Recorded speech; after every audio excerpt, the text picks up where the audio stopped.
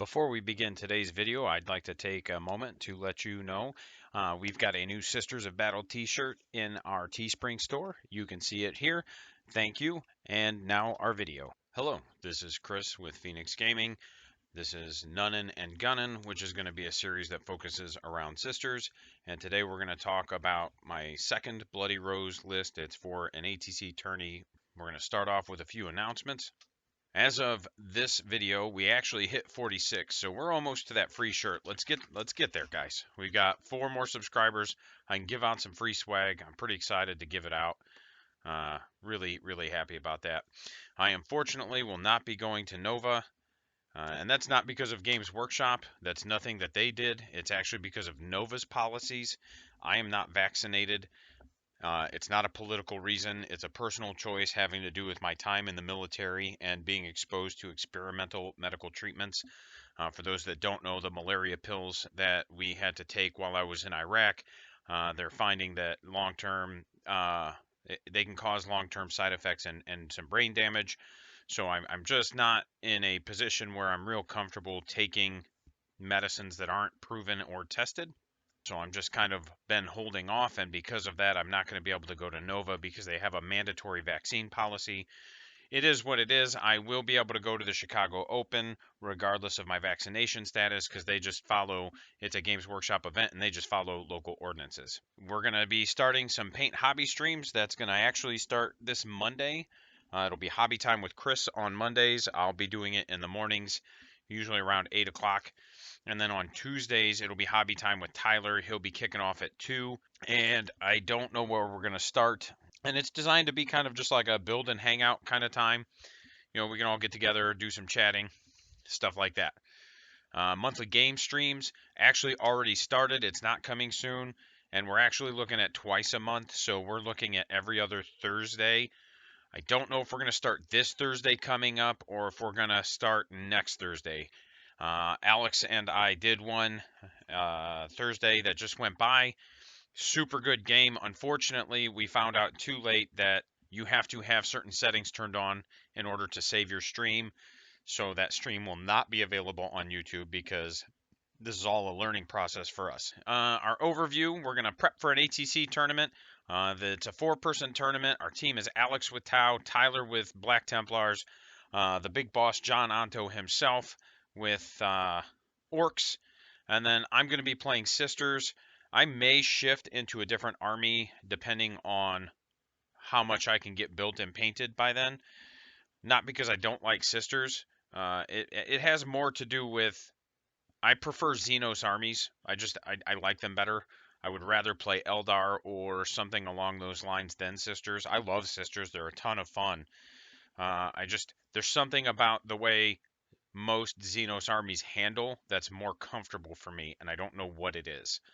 Obviously, we're going to cover the strengths, the weaknesses, and the overall ratings, same as the Orc list review that we did. Our order is Bloody Rose. I know that is the tournament meta right now. That's not why I'm playing Bloody Rose. It's actually just kind of because I tend to play melee-centric, so it seems like a good fit. Like I said, I do know that's what generally is getting played in the tournaments. I may look at Argent Shroud. I like the extra mobility that it offers for your shooting units. This list had 3 starting command points, 2 relics, and 1 warlord trait were taken.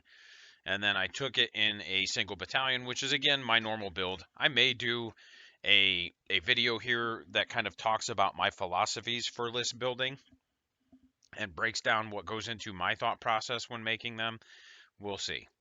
Our HQ selections, we had 150 points in headquarters selections. We had the Canoness with the Word of the Emperor. So that lets her pick a unit within 3 inches. They fight last.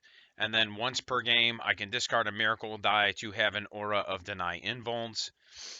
Let's see. The Blade of St. Eleanor, which is a relic power sword. It gets her fighting at strength 5, neg 3, 3 damage. And then Righteous Rage, which rerolls hits and wounds. She is absolutely fucking terrifying, guys. And I do try to refrain from using a lot of bad language on the videos. But that is 105 points of just death. It's absurd. because on the charge she'll get 5 attacks, I believe it is. Rerolls hits, rerolls wounds, strength 5, neg 4 on the charge, and 3 damage.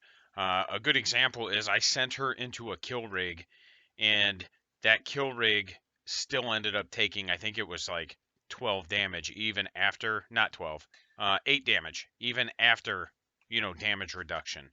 Because it's 6s explode, so I could reroll and fish. The problem was that that orc game, I made some major mistakes. And when she attacked, like I just didn't roll well, and some games are like that. Like I didn't lose, I lost, but I didn't lose because of the dice. Like I definitely got outplayed.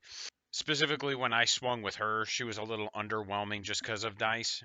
Other things rolled well, she just didn't. The Palatine's okay.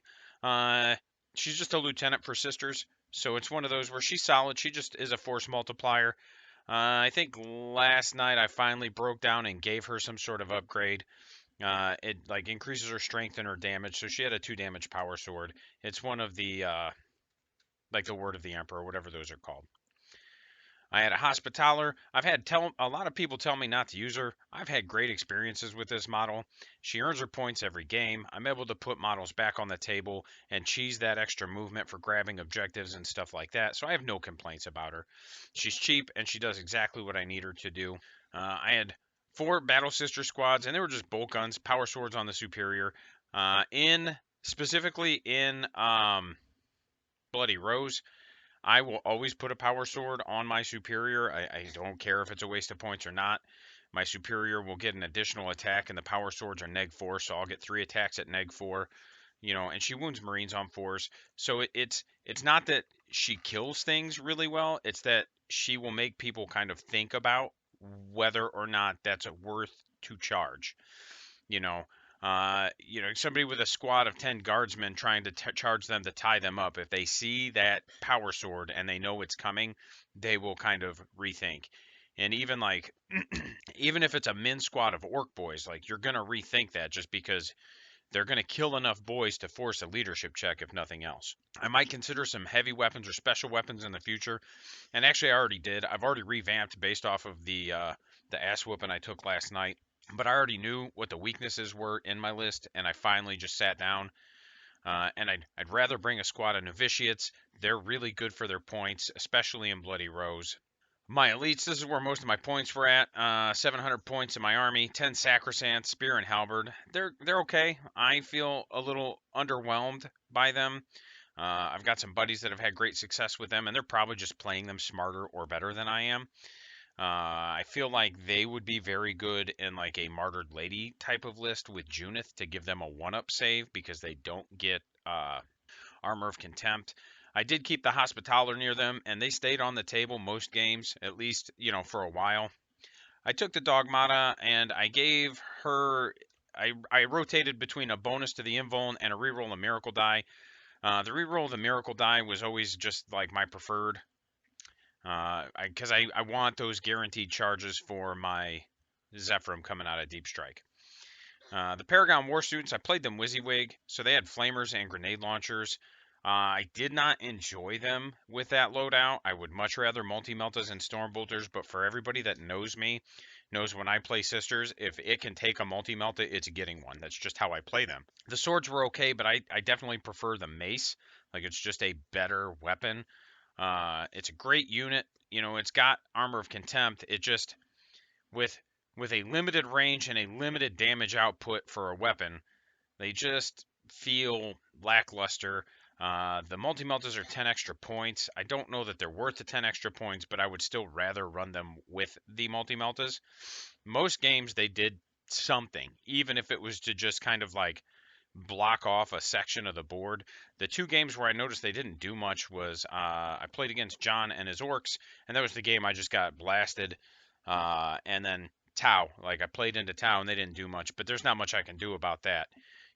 Tau is beatable now at least, but they still are in a spot where they can just turtle for 2 turns, declare Cao Yan, and then still just come out and table you in 3 turns for a lot of armies. I did 2 10 squads of Repentia. I started them in the Rhinos. I love the model. I love the rules for it. They're super fun. They're 2 damage weapons or a mixed bag, you know, so like they're real good into some things, they're real bad into others. But they're strength 6 and neg 3, neg 4 on the charge. They get 3 attacks on the charge, so I can get 30 dice coming out of that squad if I can get them there. 20 might be a bit much. And actually, in my new list, I've got 2 6-man models, 2 6-model units that I'm putting in immolators. But I'll kind of do a review on that after I play that list. For my fast attacks, I have some Dominions, and I'm kind of mixed on them. Like, they're good. They can do their 6. It's basically like you're just taking 6 mortal wounds whenever they shoot. Obviously, it's not guaranteed, but you're rolling enough dice that you're probably doing 6 for somewhere in there. The pregame move is really nice. Having them in the immolator is funny. You know, and again, I'm playing everything WYSIWYG. I need to grab a few more kits so I can kind of switch some things out. But this one was with flamers. I prefer the twin multi-meltas. So like the revamped list I've made has 3 immolators with twin link multi-meltas in it. You know, so that's 12 multi-melta shots right there and like 150 point transports or something silly. So 5 Seraphim squad. Power Sword on the Sergeant and 2 Flamer Sisters.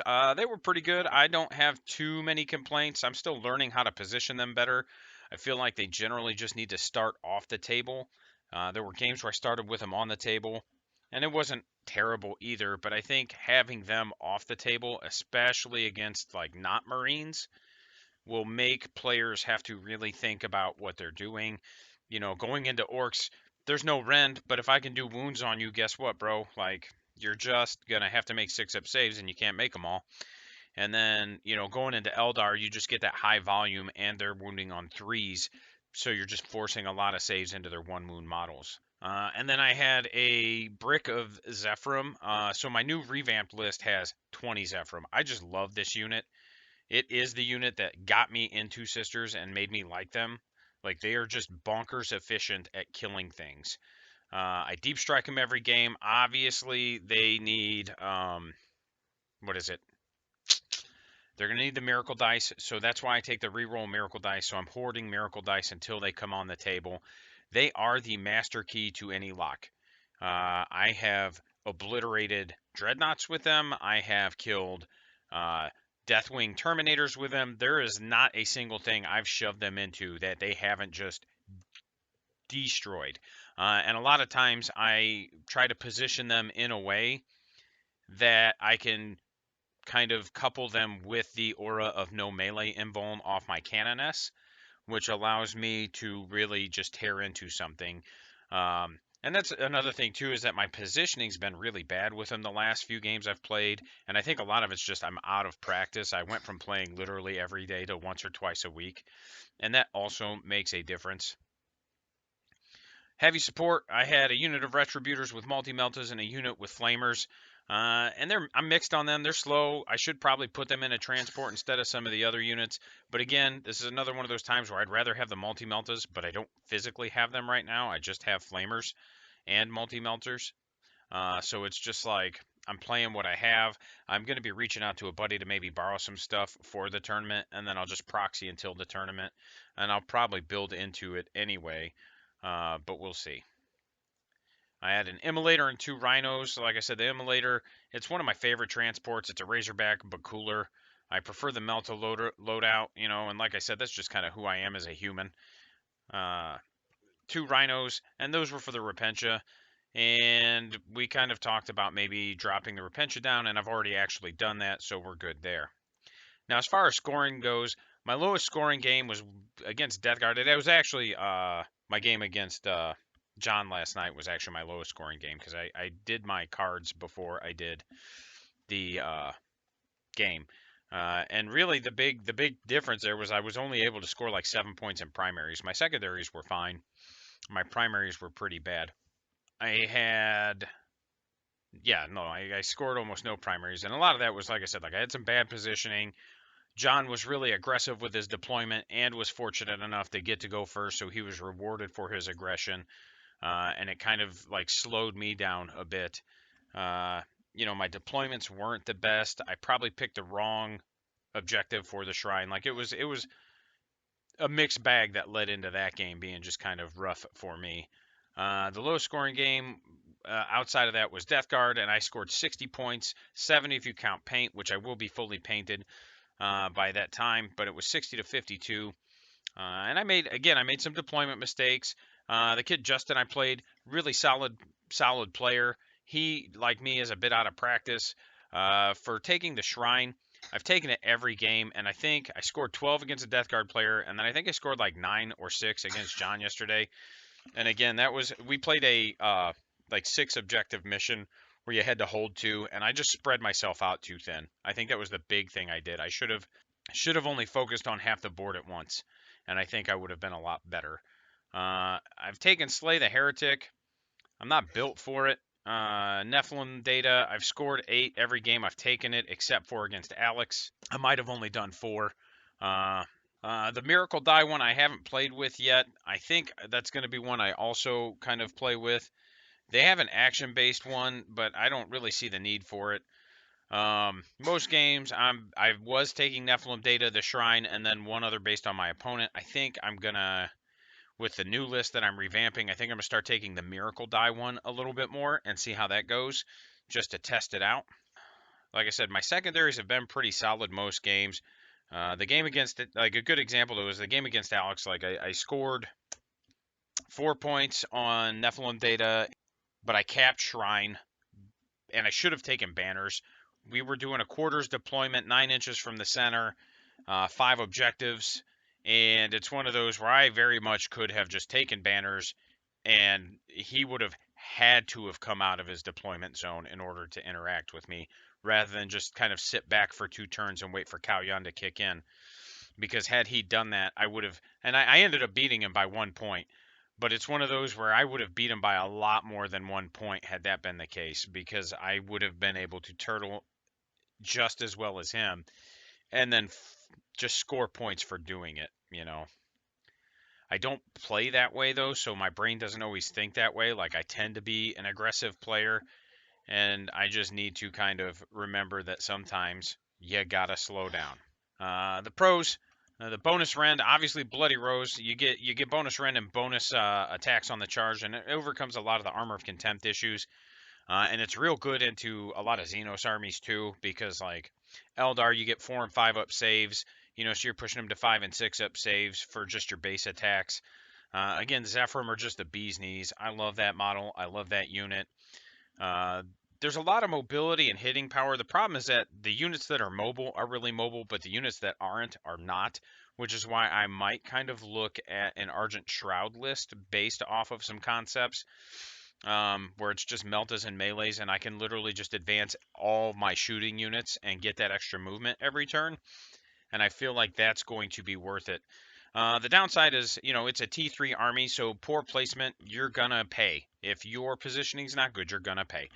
There's a lot of people that are like, oh, sisters are super strong, and they are really strong, but you have to be a skilled pilot to use them properly, because they do just die. Yeah, they have a 3-up save, but hey, guess what? You literally can't make them all. So, a lot of times your lists are going to give up a lot of points for Assassinate. They tend to be pretty character hungry, which is something I'm trying to adjust. Like, my current iteration has 3 characters instead of like 4 or 5. And I think that's going to help. And, this list specifically, I think I had 4 or 5. And a lot of it's, I'm still kind of feeling things out. And I have not enough shooting. Like, I had 1 unit of multi-melta retributors, and I think that was pretty much all my multi-meltas in the game. And that, to me, is not playing into what sisters do well. So I didn't have enough, like, shooting to keep people honest and take pressure off of my hammer style units like my Zephyrim and my Repentia.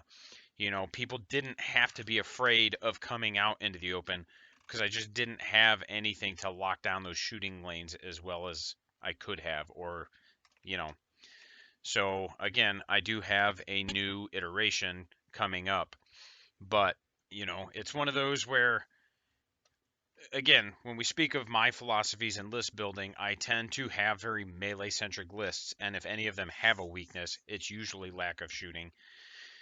And one of the things that I've been trying to fix is that, because the shooting for me isn't there for destroying units. It's there to keep you honest so that I can kind of come at you with my melee. You know, if I've got a unit of Sisters Repentia coming at you, I'm going to need something to provide overwatching or suppressing fire to kind of keep you honest. I need something to lock down those shooting lanes. Otherwise, you're just going to be able to just march out, shoot them, and then kill them. And that's kind of what I need to fix there. That's a fault that I have. Overall, I'm going to give this a 7 out of 10. And that's, again, just a very subjective rating. It can score points and remove models. It is very technical with the T3 one wound bodies everywhere. It is lacking shooting for it to be like a top table list. I could probably, depending on where I'm playing, I could probably go 2-1 or 3-0 in an RTT with this list. I don't know about a 2-day event how well I do, and that's arguably just going to be super matchup specific because when you get to 2-day events, you see a lot more armies, and then a lot of your matchups become much more matchup specific. Maybe a tank, you know, like I did replace something with an exorcist. I forgot how I broke it down, but I did bring an exorcist and it did damage. It's fine. I think a castigator would be better. They're a little bit cheaper. They don't have the high volume output that the exorcist has, but the castigator is just a better gun. It's like strength 9, neg 3, 3 damage flat. And they're like 20 points cheaper than the Exorcist with the missile launchers. So they're just a better all around gun. It is a fun list for me. You know, again, Sisters can score pretty easily with some of the secondary shifts. GW terrain would make this list play a lot more efficiently. We've played it on a variety of terrain types, and anything with like big line of sight blocking footprints is going to help this list perform even better. And that's simply because it's so melee centric, you know, and my melee units tend to be pretty mobile. Uh, but yeah, that's kind of my take on the list. I hope everybody enjoyed hearing it. And again, Monday, 8 a.m., Hobby Time with Chris. Tuesday, 2 p.m., Hobby Time with Tyler. Our Patreon tiers, $1.50 gets you a mention on the Patreon's page. Firebird, 24-hour early access to all content and ability to vote on future content. Phoenix, $10, all of the above, and a sticker. And the Immortal, $20, all of the above, and a shirt. So for $20, you get a sticker and a shirt. And a special shout out at the end of the video.